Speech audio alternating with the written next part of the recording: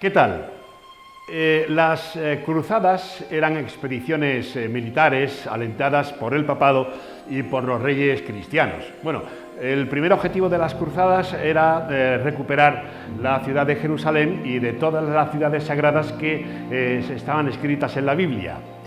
Les voy a contar una historia. El caballero portaba el corazón de su rey desde Escocia. Iba camino de Tierra Santa con la intención de enterrarlo en Jerusalén.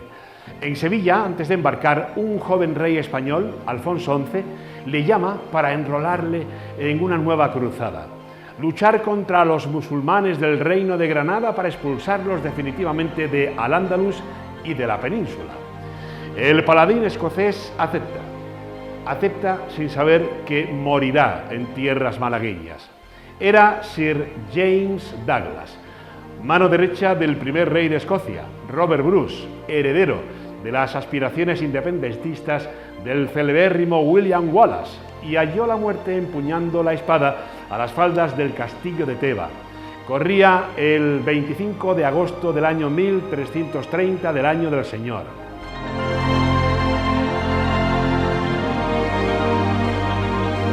Bueno, estamos en el Castillo de la Estrella, sobre el paso natural que comunica las tierras de Sevilla con las malagueñas, paso obligado, corredor natural, que el ser humano utiliza desde la prehistoria y que tuvo su mayor referente histórico en las batallas fronterizas entre musulmanes y cristianos.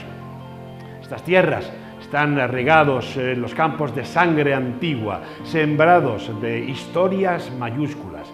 Bueno, así surge de la historia y de la tierra las claves del pasado en forma de estatuas romanas, aperos de sílex neolíticos, cerámicas fenicias, y todo lo vigila la Torre del Alcázar. Perteneció Teba a la última red fronteriza de la cristiandad, defensa y punta de lanza desde el año de su conquista, el 30 de agosto de 1330, donde Alfonso XI la conquistó a los árabes y fue desde entonces cristiana.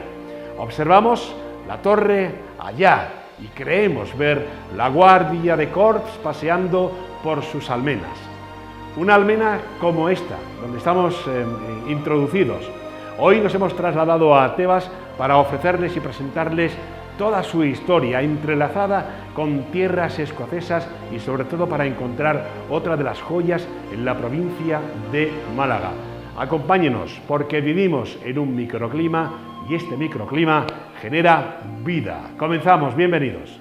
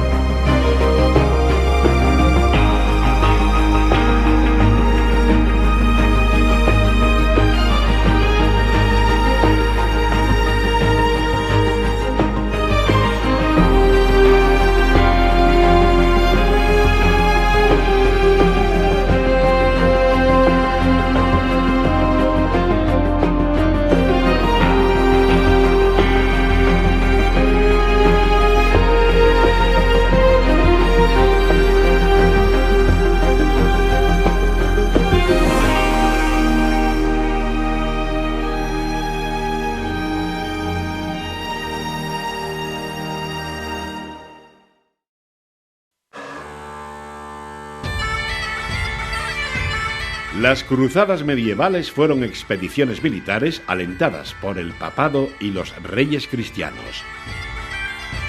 Su primer objetivo fue recuperar la ciudad de Jerusalén y todos los lugares sagrados vinculados con la Biblia.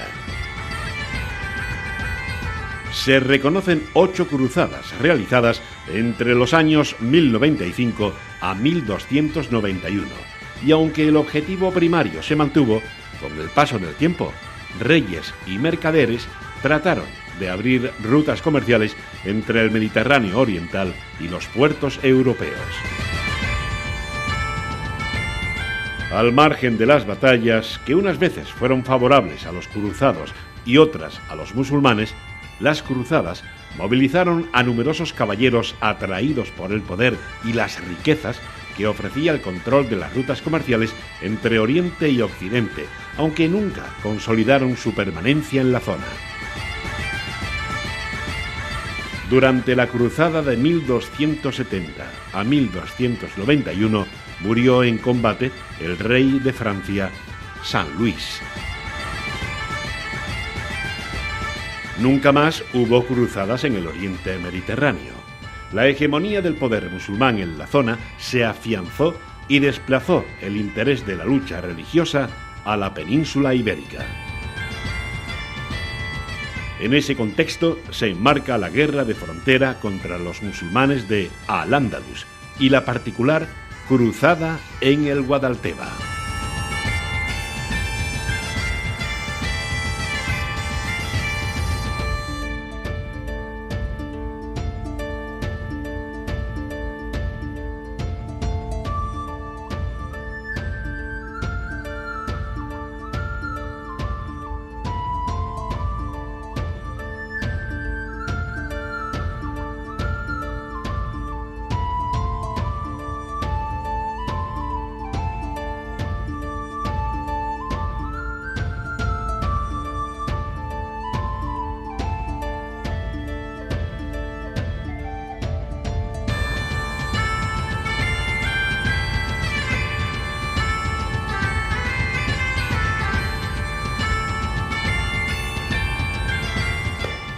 Don Francisco Melero, bienvenido de nuevo a una edición de Microclima. Gracias por abrirnos tú y tus compañeros, a los cuales vamos a hablar ahora, de todo lo que es la historia de Teba, que es mucha, sobre todo relacionado con el tema de las cruzadas y con grandes personajes escoceses que ahora también tendrán su cabida en el programa. Estamos dentro del castillo de Teba, de la Estrella, porque hace un viento que nos tendríamos que encadenar en alguna de las columnas, ¿verdad? Una cosa muy propia de aquí. Sí, no muy propia de Teba, ¿no? Salvaje y original a tope. Que la Sierra Bética es la Sierra Bética. Sí, sí, sí. Gracias. Castillo, cuéntanos. Pues nada, estamos, como bien has dicho, en el Castillo de la Estrella, que es el castillo de Inns Atiba. Y es Inns Atiba la primera vez que aparece el término en relación con una alquería de principios del siglo XI, donde se hace mención a un ermitaño alabí. Pero el castillo, los restos materiales y culturales que tenemos aquí arrancan del siglo XII. Todavía no hay ningún elemento material que sea anterior. Eso quiere decir que el castillo se levanta en época almohade. Después continúa con época nazarí, hasta que se produce la conquista en 1331 con el rey Alfonso XI y ya cae en manos castellanas. A partir de ahí tiene una segunda fase de ese periodo, que digamos que lo podemos dividir en dos momentos. Uno, en la fase de conquista, estamos en un castillo de frontera entre lo que es el reino nazarí y el reino de Castilla, que va avanzando en la conquista progresivamente hacia el sur. Pues es una primera fase en la que el castillo es fronterizo, hasta la conquista de Granada, hasta el siglo XV, donde ya se pasa al señorío. Digamos, los reyes de Castilla, en esa segunda fase, le entregan a Juan Ramírez de Guzmán la posesión del castillo y se inicia ese periodo que luego su hijo ya generará el condado, lo que se conoce como el condado de Teba. Francisco, ¿en qué consta el castillo? ¿Qué nos podemos encontrar en el castillo? Pues hay que decir que el castillo es, digamos, el castillo más grande, está considerado como el castillo más grande de la provincia de Málaga. Con 25.000 metros, 2,5 hectáreas, digamos, tiene una superficie muy amplia. El de Ventomí en la Sarquía tiene unas dimensiones parecidas, pero digamos este está mucho más, una terraza mucho más llana. Y el castillo consta principalmente del alcázar, en el que estamos ahora mismo en la Torre del Homenaje, que tiene esta torre con 4 plantas y después un patio alrededor. El año pasado el grupo Prima de la Universidad de Granada, con el proyecto de investigación que venimos realizando, en el que soy codirector junto con Alberto García Porras, profesor de la universidad, pues descubrimos el apeadero, una de las partes de acceso a este alcázar. Aparte del alcázar, también en las excavaciones que se hicieron en los años 80-90 se descubrió la iglesia, que hablará ahora también el compañero Juana, y que bueno, la iglesia es, en la edad de la conquista, en la edad moderna, es la más antigua de la provincia de Málaga. Tiene esa singularidad, se descubrió también por otra parte.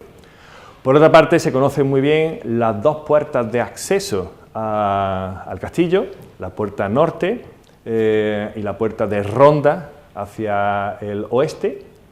Y después también es bastante singular la presencia de la barbacana, esa doble muralla, el antemuro, que también se levanta en época nazarí o a principios de la conquista castellana. Después, por lo demás, es un castillo que está por descubrir, en el que el Ayuntamiento de Teba actualmente, como ya he explicado antes, con un convenio con la Universidad de Granada, pues está realizando excavaciones para descubrir, porque toda la villa se encuentra enterrada debajo del subsuelo. Se hizo en el 2018 un georradar de todo el espacio y descubrió que hay un potencial arqueológico enorme en el castillo. Y más o menos una visión sintética de él. En resumen, una maravilla, el castillo de Teba, el castillo de la Estrella. Voy a hablar con tu compañero para que me cuente y que nos haga un detalle exhaustivo de los trabajos que estáis realizando en la iglesia. Así que voy a hablar con él ahora mismo. Perfecto.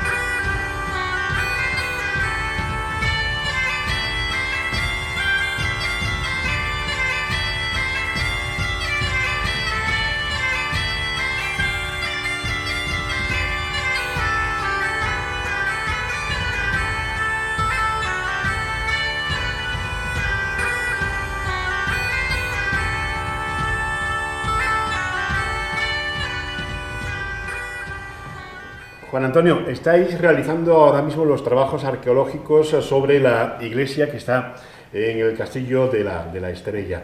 ¿En qué consta esos trabajos que estáis realizando en la iglesia y qué os estáis encontrando en las diferentes dependencias de la iglesia? Ajá, pues los trabajos se basan principalmente en todos los datos que podamos obtener acerca de la fundación de la iglesia, del tipo de construcción, las reformas que ha ido sufriendo y a la vez su proceso de abandono, pues investigarlos y encontrar reflejos materiales que nos puedan dar alguna pista más acerca de toda la vida del edificio, tanto del edificio como de lo que representaba ese edificio dentro del castillo. Y bueno, aunque los estudios están todavía en una primera fase, ¿no? Todavía primera y en transcurso, prácticamente estamos empezando, pues bueno, ya estamos viendo algunas de las primeras reformas, un poco del proceso de construcción que también hemos visto ya y bueno, todavía nos es muy difícil hablar porque no nos hemos sentado con los estudios de laboratorio que tan importantes son, tanto la fase de excavación como luego la de análisis de todo lo que aparece dentro de ella. Juan Antonio, ¿qué os habéis encontrado? ¿Cuáles son las diferentes dependencias que os habéis encontrado ahora mismo en la iglesia? Pues, ¿qué nos vamos a encontrar? En principio, una zona de entrada que parece que está adaptada al urbanismo, una nave que no sabremos todavía si tiene una o 3 naves, pero bueno, la vamos a investigar, y la zona del altar que sí hemos ya excavado en parte, y bueno, hemos visto que tiene pues algunas cristas y una segunda altura que se ha perdido con el tiempo, pero bueno, ya sí se van avanzando cosas en ese espacio. La cultura y la historia de Teba son un fiel reflejo de su pasado y es lo que constituye su presente. Cuando viajamos a esta localidad del sur de España y entramos en contacto con su patrimonio histórico, estamos adentrándonos en los hechos de su pasado y por ello nos permite conocer más de su identidad como pueblo. En conexión con estas excavaciones y descubrimientos desde el punto de vista turístico, tenemos que señalar el centro de interpretación Una cruzada en el Guadalteba, del Castillo de la Estrella, el cual se remonta a la época almohade de Al-Ándalus. Su torre del homenaje es de época cristiana. Un espacio que atesora uno de los episodios más relevantes del lugar, la Batalla de Teba. La ofensiva cristiana, que se remonta a 1330, enfrentó los castillos de la frontera del reino nazarí de Granada al ejército de Alfonso XI, que contó con la ayuda de unos caballeros escoceses. Sir James Douglas se dirigía a Tierra Santa con el encargo de llevar el corazón embalsamado del rey Roberto I de Escocia cuando accedió a entrar al frente, aventura que le costó la muerte. Los cristianos lograron hacerse con el castillo, y por la cual se celebra cada año las jornadas escocesas Douglas Days, el último fin de semana del mes de agosto.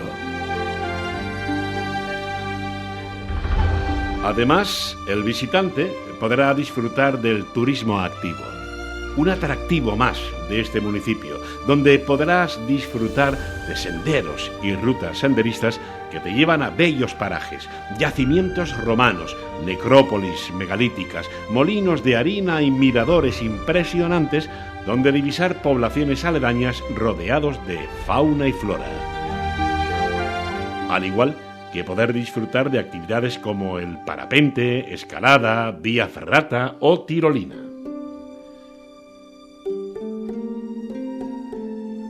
Es por todo esto que Teba tiene muy presente los atractivos culturales que ofrece y que, por lo tanto, establece un nexo de unión entre sus excavaciones patrimoniales y sus puntos emblemáticos turísticos, como el Castillo de la Estrella, la Iglesia de la Santa Cruz Real y el Museo Histórico Municipal.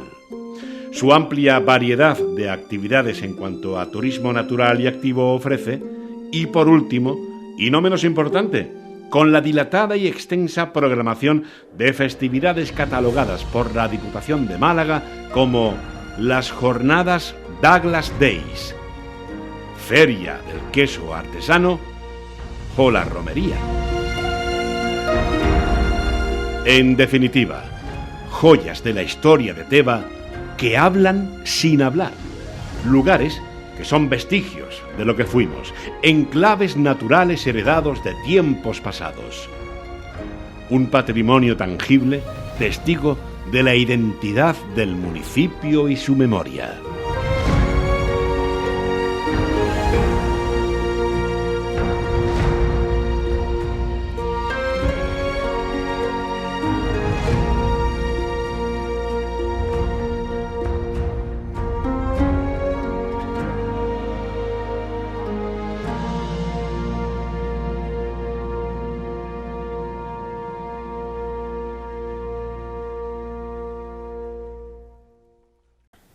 Cristóbal Corral, alcalde de Teba, bienvenido a Microclima y gracias por atendernos. Es para nosotros un placer y tenéis las puertas abiertas a Teba y a su museo histórico, por supuesto. Desde luego, muchísimas gracias por estar con nosotros.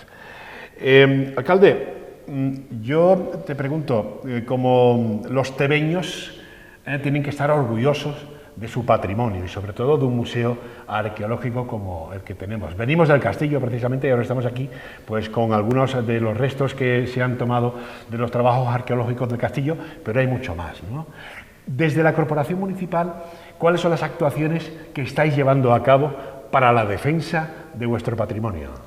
Bueno, es verdad que los tebeños estamos muy orgullosos de nuestro pasado, ¿no? De todo lo que la historia nos ha legado, pero lo más importante es que nosotros tenemos una tesis y es que nos gustaría que la historia esté con un criterio favorable de lo cual nosotros estamos haciendo. El principal patrimonio, el principal valor que tiene el municipio de Teba no es su castillo, no es su museo, no son todo el elenco, ¿no?, de yacimientos que tiene. El principal valor que tiene mi municipio, que con honor y orgullo represento, es esa defensa intrínseca, ese valor moral asociativo de defensa de esta historia, de su yacimiento. Ese es el principal valor. Es verdad que este museo histórico tiene piezas muy relevantes.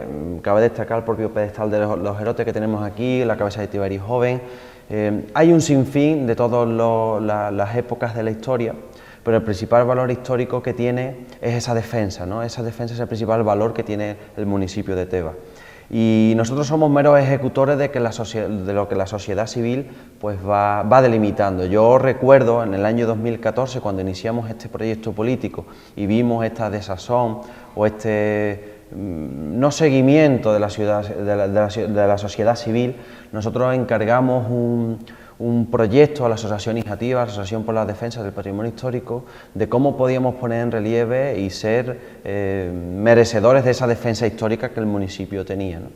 Y lo que estamos haciendo es pues ir ejecutándolo, poco a poco, a veces rápido, a veces lento, pero como nos gustaría, que es poner en valor este museo histórico y sobre todo trayendo proyectos de investigación con arqueólogos de refutado prestigio, también empresas, universidades. Tenemos la Universidad de Cádiz, la Universidad de Granada, tenemos empresas como Garum, como Aratispi, que están trabajando en 2 PGI, planes generales de investigación, y esta es nuestra dinámica. La principal apuesta es contar con la gente, porque al final muchas veces las corporaciones van y vienen, pero lo importante es que haya una política de continuidad, y por eso también llevamos mucho tiempo trabajando en planes que trasciendan legislatura. Ya lo hicimos en el Castillo.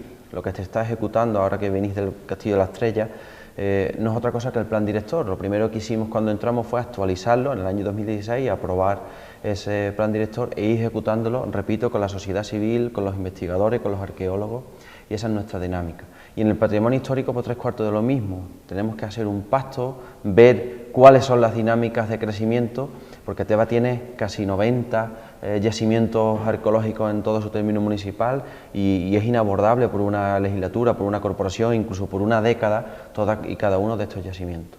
Entonces, lo principal valor que nosotros tenemos es tener ese principio, que es poner al patrimonio histórico como elemento central en la política pública, o al menos uno de los elementos centrales, y ejecutar todas estas implementaciones que estamos intentando llevar a cabo por medio de la sociedad civil, con un debate sosegado, tranquilo, y que nos sirve mucho. La política de patrimonio histórico en el Ayuntamiento de Teba, que es otra cuestión que creamos, se llevan a cabo por medio del Consejo Municipal de Patrimonio Histórico, en el cual tienen cabida todo el tejido asociativo del municipio de Teba que tenga especial vinculación con la cultura y, por supuesto, todos los grupos políticos y todas las personas que tengan algo que aportar. Y ese es el principal valor, que pase lo que pase, la corporación siempre va a tener que tener presente el patrimonio histórico, primero porque la historia nos ha puesto este maravilloso legado que nosotros tenemos el deber de defender conjuntamente, más allá de su ayuntamiento, pero sobre todo con su sociedad civil. La importancia de que los tebeños tengan la conciencia de seguir defendiendo su patrimonio, y de hecho se ve reflejado. Gracias, alcalde, por estar con nosotros. Nuestros últimos minutos del programa se lo vamos a dedicar a un tebeño de adopción, un tebeño ilustre, un gran héroe que derramó su sangre en estas tierras como James Douglas. Así que yo me voy para allá. Alcalde, muchísimas gracias. Un placer.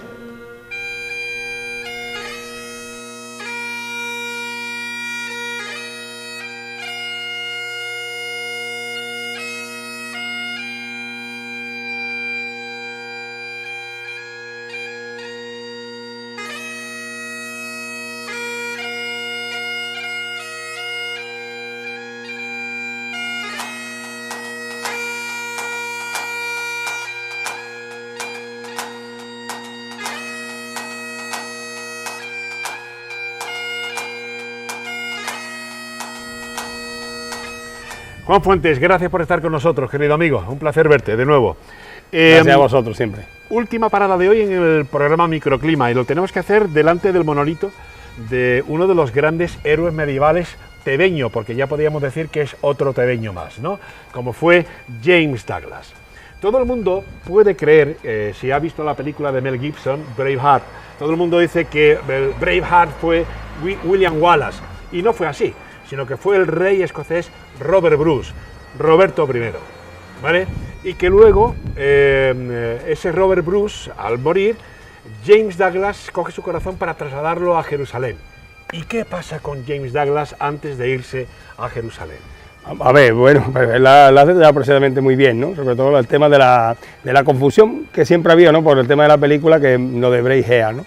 Es verdad que Robert Le Bruce muere, precisamente en la película siempre se pone que el padre de Robert Le Bruce es el que muere de lepra. No. Robert Le Bruce murió muy joven, apenas con 30 años, y entonces él fue el que murió de lepra. Entonces, para embellecer la película, pues puso al padre. Pero es verdad que este hombre, como sabía que fue excomulgado por el tema de Roma, no fue excomulgado, y él, para congraciarse con Roma, pues él quiso participar en una cruzada. Como no le dio tiempo en vida, murió en el año 1928, no le dio tiempo en vida a participar, pues le encargó a James Douglas, que era uno de sus lugartenientes, le encargó la misión de llevar su corazón y literalmente a Tierra Santa, cuando muriera le arrancaran el corazón, se lo quitaran, lo metieron en un regalo de plata y llevaran a ilusión.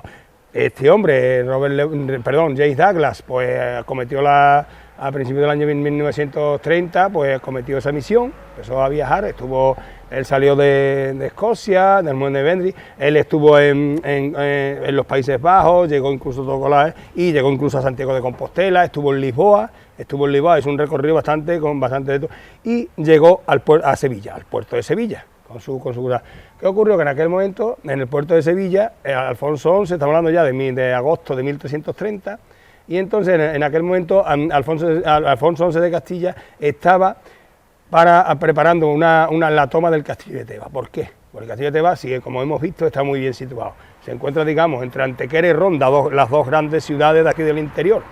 Entonces Alfonso XI muy acertadamente dice, para romper en el centro, pues vamos a tomar la fortaleza de Tebas. Y en eso, claro, y él se enteró de que este hombre quería participar, venía en esa parte y dice, bueno, pues habló con ellos y dice, mira, para que os vayáis a Jerusalén, si aquí tenemos nosotros una cruzada contra los infieles. Y este hombre, con las ganas que tenía de batallar y de cumplir con la misión que su rey le había encargado, pues se apuntó y se vino para aquí, para Tebas, con la desgracia de que este hombre no conocía las formas de combatir de lo que son los árabes, y en el río Guadalteba, que era el límite, porque el río Guadalteba, que lo hemos visto muy bien desde ahí, venían tanto las tropas árabes venían a brevar los caballos, igual, y los cristianos hacían igual, que era, pues digamos, era la frontera natural. Pero los árabes tenían una forma de combatir que se llamaba el torna y fuche, que era una maniobra envolvente, que primero mandaban una pequeña jinete para recoger el agua del río, tal y cual, pero el grueso de la tropa se quedaba atrás porque eran tiempos comunistas. ¿Qué ocurrió? Que este hombre, cuando vio, que además Alfonso XI lo hace constar en sus crónicas, porque estamos hablando de que este hombre, es verdad, que en la zona esta, pues es un héroe. Juan, nos estamos quedando sin tiempo. Venga. Una cosa importante, aquí se celebra el Douglas Days, sí. El último fin de semana, casi coincidiendo con el fallecimiento de Sir James Douglas. Y aquí hay una gran confraternización entre escoceses y tebeños. Aquí montáis unas fiestas fantásticas. Así es. Con recreaciones incluso desde el año James Douglas, etcétera. Así es, desde el año 2005 empezamos también por la Asociación Activa, fue un proyecto que iniciamos, ¿no? Con la idea, había que explotarlo, empezamos con un día por tres, y la verdad que ha cambiado muchísimo. Yo os invito a todas las personas que nos están viendo a que esa fecha la reserven en su calendario festivo, porque se van a quedar impresionados, se van a quedar impresionados.